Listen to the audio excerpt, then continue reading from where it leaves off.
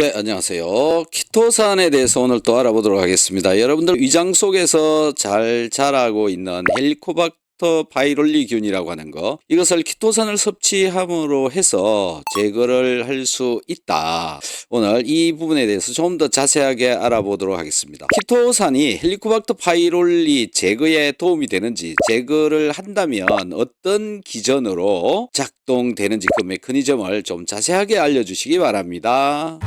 키토산이 헬리코박터 파일로리 제거에 도움이 되는 이유는 주로 그 항균 작용과 위 점막 보호 효과 때문입니다. 키토산은 양이온성을 띠고 있어서 헬리코박터 파일로리 같은 음전하를 띤 세균의 세포벽에 달라붙어 세균의 구조를 파괴하고 성장을 억제하는 효과가 있습니다. 또한 염증을 완화하고 위 점막을 보호해 헬리코박터 파일로리가 정착하기 어려운 환경을 만들어줍니다. 이렇게 다각적인 작용으로 헬리코박터 파일로리의 생존과 증식을 억제하는 데 도움이 될 수 있습니다. 네, 좋습니다. 자, 키토산이 위 점막을 보호를 한다. 이러한 키토산이 어떻게 위 점막을 보호를 해주는지 그 원리를 또 설명해 주세요. 키토산이 위 점막을 보호하는 원리는 그 특유의 생체적 합성과 막 형성 능력에 있습니다. 위산과 같은 자극으로부터 위 점막을 코팅하듯이 감싸주면서 직접적인 손상을 줄여줍니다. 또한 항염 효과를 통해 염증 반응을 완화하고 위 점막 세포의 재생을 촉진하여 전반적인 위 건강을 개선하는 데 기여합니다. 이렇게 위벽의 보호막을 형성하고 염증을 줄여주는 것이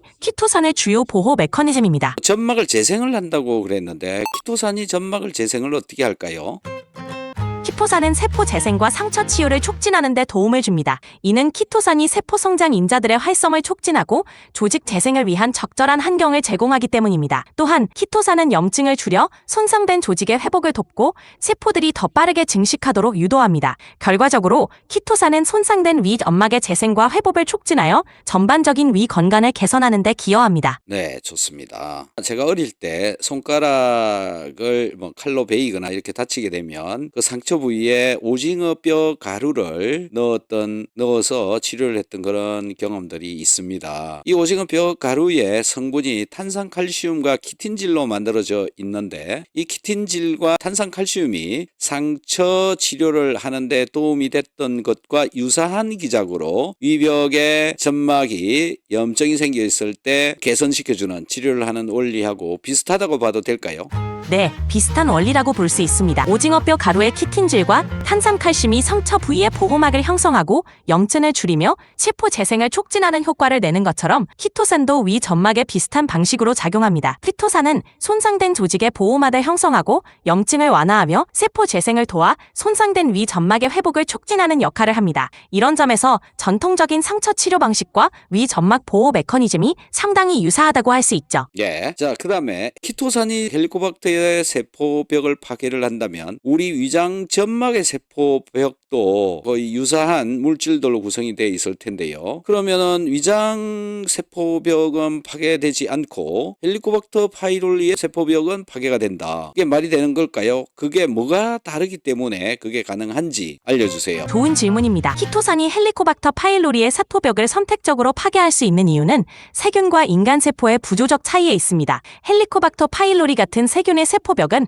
펩티도글리칸이라는 특수한 물질로 구성되어 있으며 키토산과 쉽게 결합하여 세포벽을 불안정하게 만듭니다. 반면 인간의 위 점막 세포는 세포벽이 아닌 세포막으로 이루어져 있으며 구조적으로나 화학적으로 세균과 큰 차이가 있습니다. 이로 인해 키토산은 세균의 세포벽에는 결합하여 파괴하지만 인간 세포에는 큰 영향을 주지 않고 안전하게 작용할 수 있는 것이죠. 자, 그리고 키토산이 위벽의 염증을 완화를 시켜준다. 그 메커니즘은 도대체 뭡니까? 키토산이 위벽의 염증을 완화하는 메커니즘은 여러 가지 요인이 복합적으로 작용합니다.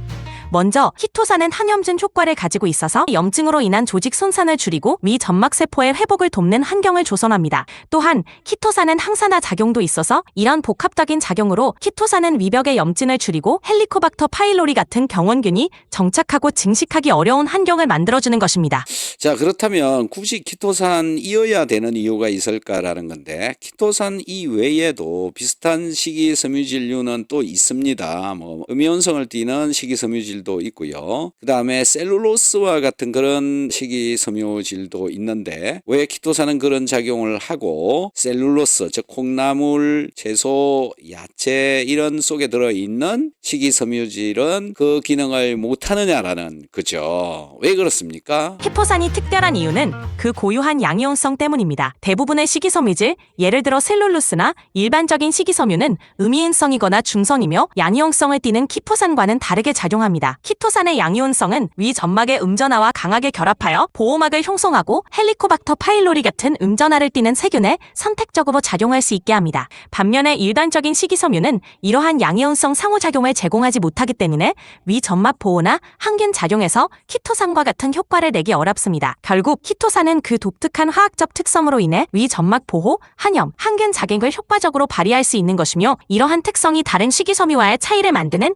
핵심 요소입니다. 그러니까 고분자이어야 훨씬 더 결합 능력이 더 좋고요. 헬리코박터 바이롤리의 표면에 키토산이 달라붙으려면 분자량이 클수록 훨씬 더 장벽을 만들기가 더 쉽죠. 그래서 고분자가 올리고당보다 훨씬 낫다. 말씀하신 내용이 정확합니다. 위의 낮은 pH 환경에서는 고분자 키토산이 더 잘 이온화되어 양이온성을 띠기 쉽고 그 결과 헬리코박터 파일로리의 음전하를 띠는 세포몇과 더 강하게 결합할 수 있습니다. 이로 인해 고분자 키토산이 올리고당 형태의 키토산보다 헬리코박터 제균 능력에서 더 효과적일 수 있다는 주장은 타당합니다. 또한 고분자 키토산은 분자량이 크기 때문에 세균 표면에 더 효과적으로 부착하여 보호막을 형성할 수 있고 이로 인해 유리한 조건을 제공합니다. 따라서 헬리코박터 파일로리 제균을 목적으로 한다면 고분자 키토산이 올리고당 형태보다 더 나은 선택이 될 수 있다는 결론이 정확하며 이런 과학적 근거를 바탕으로 접근하는 것이 중요합니다.